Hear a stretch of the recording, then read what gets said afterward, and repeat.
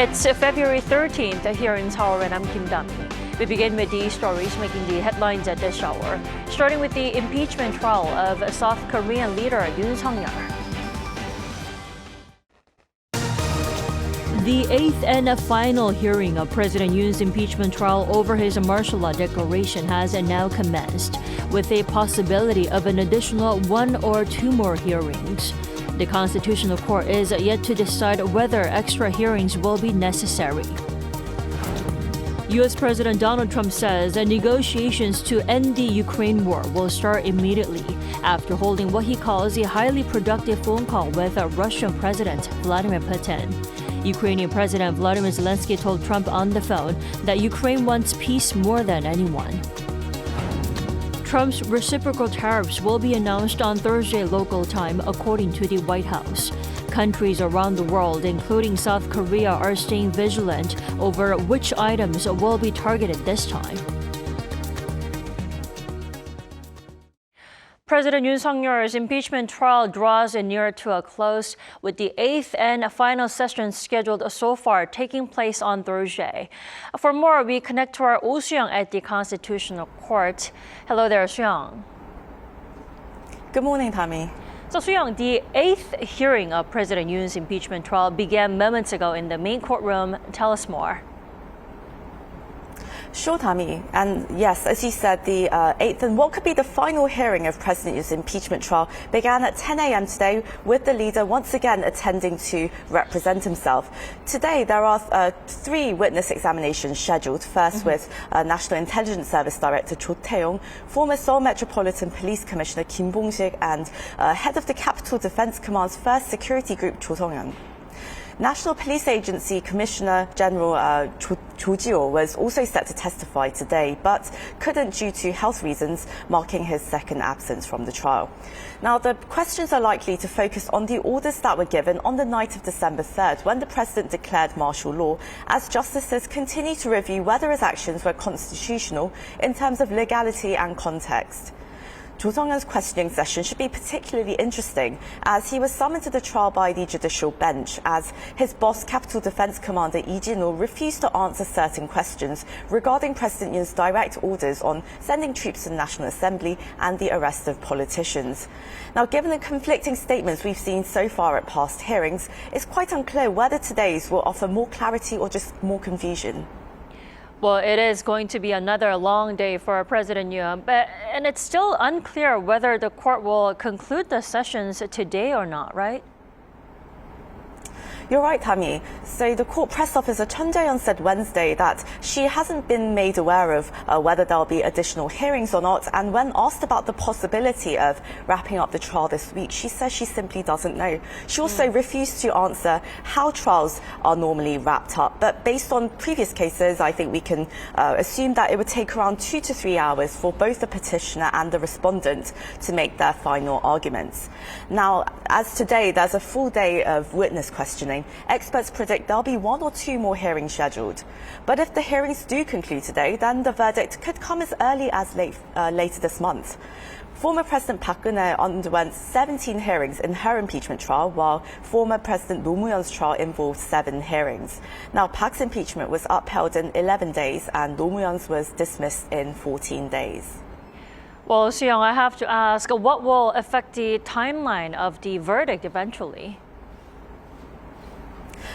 Well, for now, I'm going to say that whether or not the court decides to approve additional witnesses would be a major factor. So far, the court approved 15 witnesses, 7 from the National Assembly side and 8 from President Yoon's side. And this really compares to President Park's trial, when the court approved around 36 witnesses, although only 25 of them ended up testifying.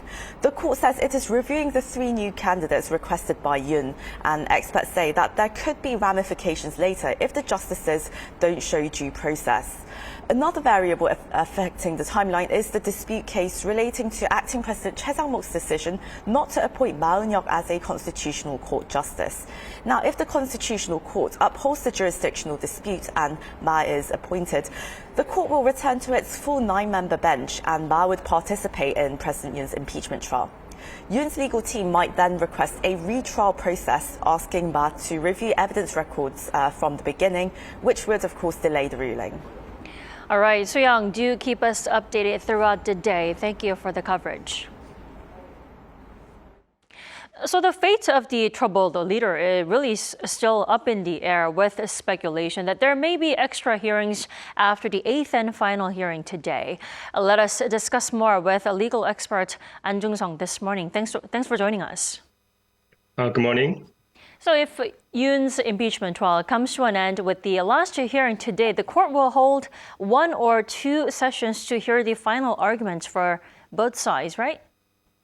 That's correct. The 8th and the last hearing is scheduled to be held later today, and then the final arguments should follow sometime next week. But the final arguments, means that each party will have an opportunity to summarize its arguments and rebut the others. However, it is rather a procedural thing, and so that neither party can bring any new facts or arguments during that period. So number of sessions simply depends on how much time the Korean Constitutional Court think that each party needs, and does not have any legal or significant effect on the merit of the impeachment case.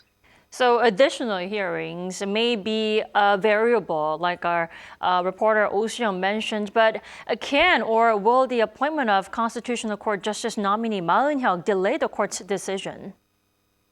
Well, no, actually, it's not at all. Justice appointment is a procedural matter, and which does not necessarily have any effect on the merit of the impeachment case. Ma Eun-hyuk's appointment simply means that the Korean Constitutional Court will have a full bench, as required by the law.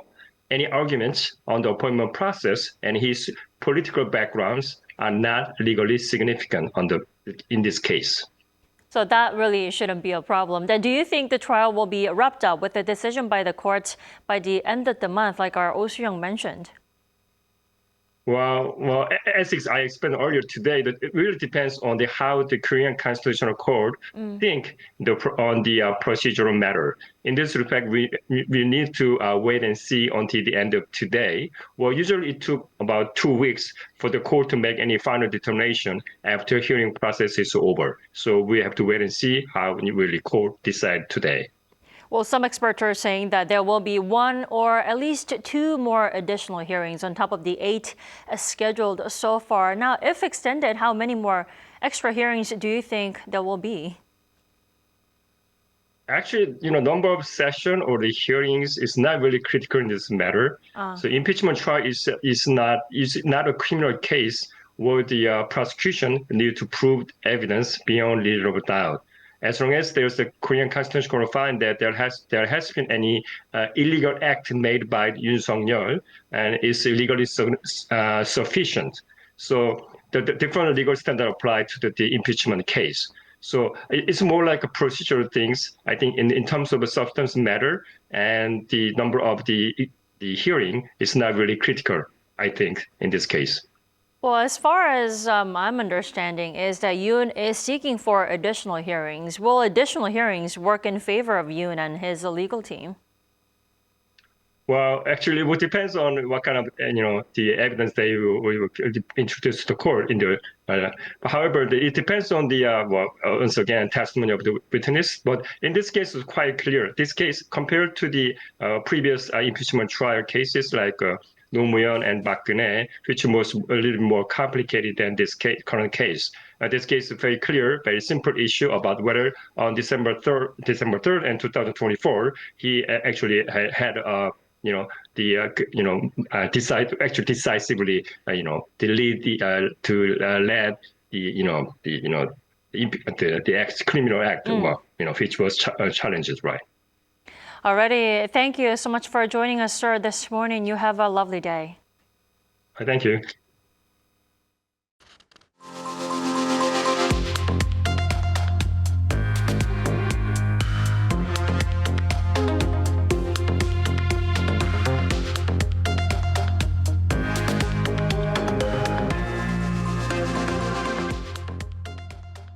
With With just a week left until the Ukraine crisis enters its third year, U.S. President Donald Trump held a 90-minute phone call with Russian President Vladimir Putin, signaling a potential breakthrough in ending the war in Ukraine. Choi Min-jung reports. The United States and Russia have reportedly agreed to begin talks to stop the war in Ukraine. U.S. President Donald Trump posted on social media on Wednesday that he spoke with Russian President Vladimir Putin about ending the almost 3-year-long war. Trump said he had a lengthy and highly productive phone call with Putin and that their respective teams have agreed to start negotiations immediately. I think I can say with great confidence he wants to see it ended also. That's good. And we're going to work toward getting it ended and as fast as possible. The two leaders also agreed to meet in the future, with Putin inviting Trump to Moscow. Trump said he would likely meet with Putin in the not-too-distant future, probably in Saudi Arabia. Trump also held a phone call with Ukrainian President Volodymyr Zelensky on Wednesday, which Zelensky described as a long, substantive discussion. President Trump informed me of what Putin told him. We believe that America's strength, together with us and all our partners, is enough to pressure Russia and Putin into peace. Following Trump's separate phone calls with both the leaders of Russia and Ukraine, the White House confirmed that the conversations went very well and that all three sides were committed to peace. It is time to stop this ridiculous war where there has been massive and totally unnecessary death and destruction. On Friday, U.S. Vice President J.D. Vance and Secretary of State Marco Rubio are set to attend the Munich Security Conference and reaffirm Washington's determination to end the war. The vice president is scheduled to hold in-person talks with Zelensky that day as well. Meanwhile, European foreign ministers and officials warned that the future of Ukraine could not be decided without Europe or Kyiv. Last week, European Commission President Ursula von der Leyen urged unity against Moscow, stating that lasting peace for Ukraine depends on military and financial strength. Choi Min-jung, Arirang News. And the U.S. and Ukraine are working toward a minerals deal that could serve as a post-war security shield for Kyiv. U.S. Treasury Secretary Scott Bessent and Ukrainian President Volodymyr Zelensky discussed a potential agreement in Kyiv on Wednesday. Bessent said the deal will provide Ukraine with a long-term security, while Zelensky expressed hope that negotiations could be finalized later this week. U.S. President Donald Trump has repeatedly promoted the idea of trading U.S. aid for Ukraine's critical minerals as a part of his push to secure $500 billion worth of rare earth minerals from Ukraine. Bessent is the first cabinet-level official from the Trump administration to visit Ukraine. According to the White House, reciprocal tariffs that President Donald Trump has warned he will impose will be signed on Thursday. Trump's trade officials have also begun holding talks with key global allies in the hope of avoiding the worst. Lee Seung-jae has this report. U.S. President Donald Trump will announce his reciprocal tariffs sometime this week in response to tariffs being imposed on U.S. exports by other countries. According to White House Press Secretary Caroline Leavitt on Wednesday, Trump will announce his latest tariff plan before Indian Prime Minister Narendra Modi's visit this Thursday. This means that Trump could make the announcement as early as Wednesday, but no later than Thursday. Amid criticism over Trump's trade policies, the press secretary reiterated the U.S. president's call for even trade, adding that such policies are needed to benefit American workers and improve its national security. And it's very simple logic as to why the president wants to impose reciprocal tariffs. It's the golden rule, which we all learned when we were growing up in school. Treat others the way you want to be treated. And far too many nations around this world have been ripping off the United States of America for far too long. And that's why the president believes this will be a great policy that will benefit American workers and improve our national security. Meanwhile, with the reciprocal tariff announcement looming, countries have been in talks with Trump's trade officials. Earlier on Wednesday, Kevin Hassett, the director of the White House National Economic Council, said that Washington is in talks with other countries on reciprocal tariffs. According to Reuters, European Union Commissioner for Trade and Economic Security, Maris Sefcovic, held phone talks with U.S. Commerce Secretary nominee Howard Lutnick and U.S. Trade Representative nominee Jamieson Greer, as well as Hassett. Pundits say despite Trump's looming announcement on reciprocal tariffs, it's likely that he will disclose his plans for how to proceed with the tariffs first, rather than immediately announcing the tariffs to be imposed on each country. Lee Seung-jae, Arirang News. So included in Trump's tariff list so far are steel and aluminum. Concerns also grow as cars and semiconductor chips could be next in line. Our Bae-eun-ji tells us more. Starting March 12th, the United States will be imposing 25% tariffs on steel and aluminum imports. And this is set to affect many countries, including South Korea. Announcing this, U.S. President Donald Trump said that he's also looking at tariffs on cars and semiconductor chips to create jobs. But we'll be talking about other subjects like cars. We'll be talking about drugs and pharmaceuticals. We'll be discussing chips. And we're going to be doing some other things in addition to that, all which will bring in a lot of jobs into our country. Cars is going to be a very big one and a very important one. Trump's comments have raised more concerns in South Korea, as cars and semiconductors take up more than 30% of the country's total exports to the United States. S&P Global Ratings said in a report released in November that a potential 20% tariff on imports from South Korea could cut Hyundai and Kia's earnings by up to 19%. As for chips, experts say that the potential tariff hikes on chips are not likely to have a significant impact on Korean companies for the time being. As for memory chips, there's not really a product in the market that can replace South Korean chips. So considering the time until the tariffs start to have an impact, for example, the time needed for South Korea to build a semiconductor factory in the U.S., I don't think it will have that much of an impact in the semiconductor industry for now. But pundits warn the message that Trump is trying to say is clear: to pressure foreign companies. Using tariffs, they're trying to pressure South Korean companies to make it more beneficial to the United States when those companies invest in the U.S. To avoid tariff risks, industry watchers say that it's now more important than ever for Korean semiconductor manufacturers such as Samsung and SK Hynix to secure deals with big tech companies in the U.S. Bae-eun-ji, Arirang News. Former U.S. National Security Council official Allison, who was involved in U.S.-North Korea summit during Trump's first term, has been nominated as Undersecretary of State for Political Affairs. This is the third highest position in the U.S. State Department and oversees the East Asian and Pacific Affairs Bureau, which handles affairs related to Korea. Trump notified Congress of his decision on Tuesday.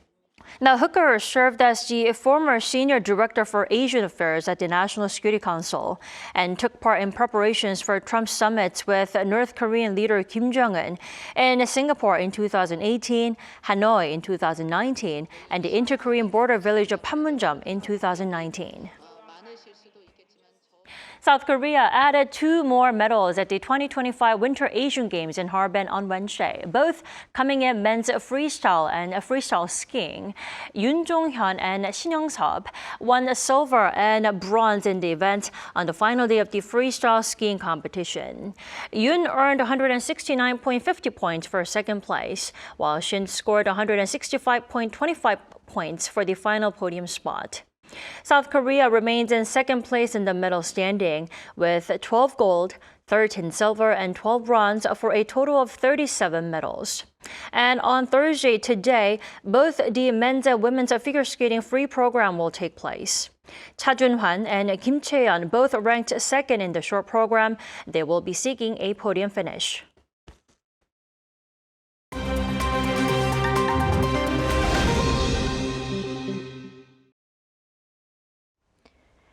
Good morning, I'm Choi Ji-hee, and this is The World Now.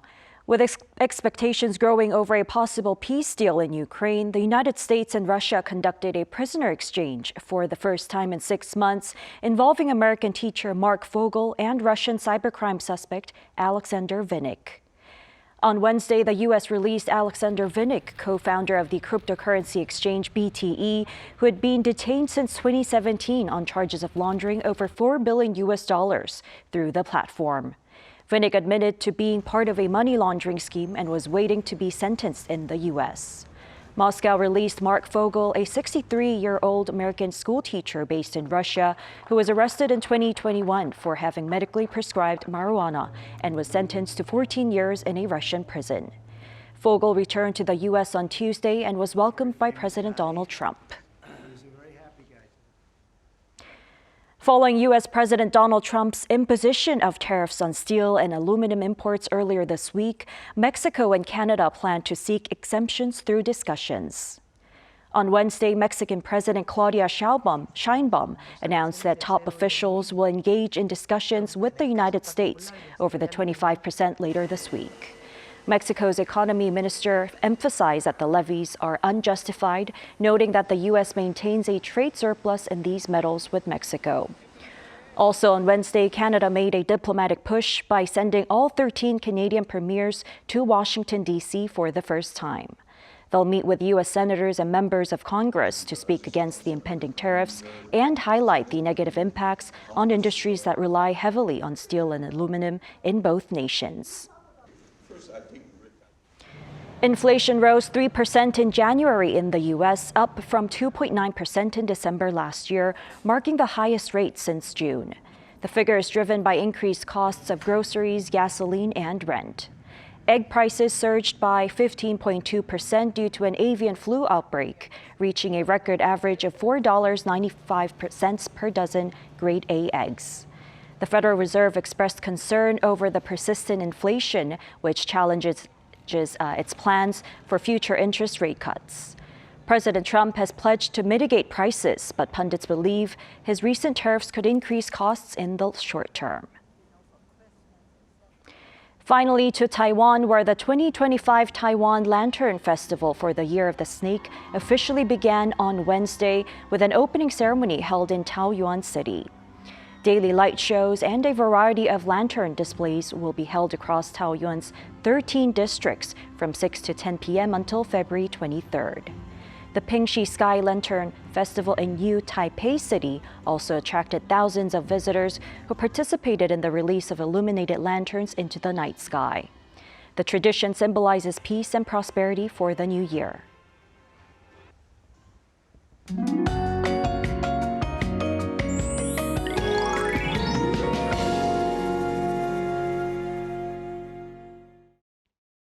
Yesterday, we were hit with a lot of snow and sleet across much of the country. It was a great day for snow lovers, but after all the snow we've had this winter, it kind of feels like we've had enough for the season. And things are looking much brighter today. After a cold start, highs will go up much higher. Then highs in Seoul will hit 10 degrees Celsius tomorrow. But it looks to be a quite windy day today. A wind advisory has been issued along the east coast and Jeju Island. The rest of the country will also feel that strong winds.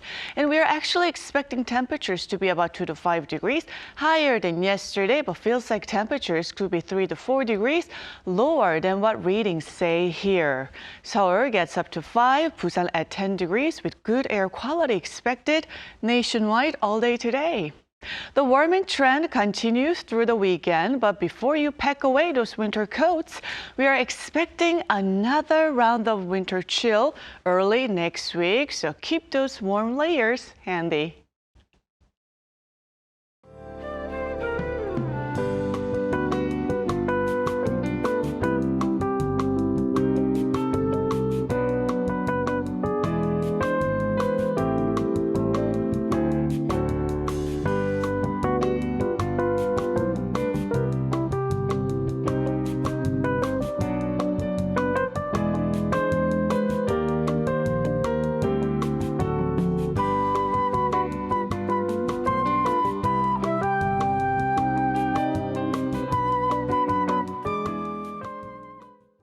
That is all we have for this morning. Arirang News will be back with more stories making the headlines at 5 p.m. Korea time. Thanks for watching.